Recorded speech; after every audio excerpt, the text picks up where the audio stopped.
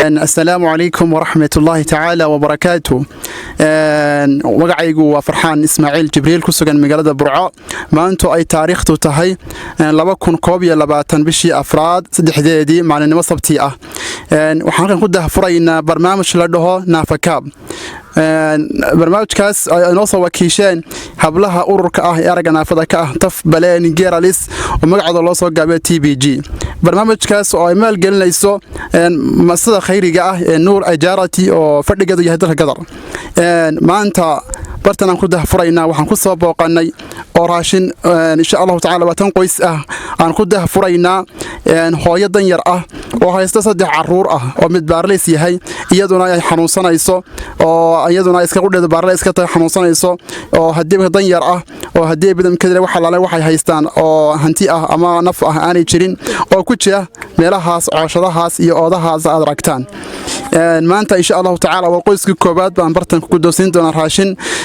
raashinka koobaad raashinka noocyadiisa kala duwan oo aragtaan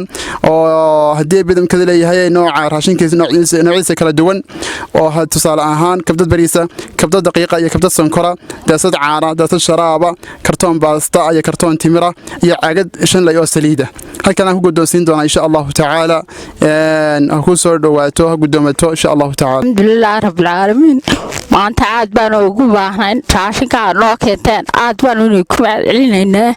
xamaan haysan ilma yaraahnusan ayaan hayaa xamaan haysan aad baan ku celinaynaa alxamdulillah Safiya Maxamed soo raashinka ma haysid dhameystiran kabdad daqiiqa soo gama haysid kabdad barisan soo gama haysid kabdad sonkora soo gama haysid caaga saliid shan leey soo gama haysid kartoon timir soo gama haysid daasad caana soo gama haysid daas sharaab soo gama haysid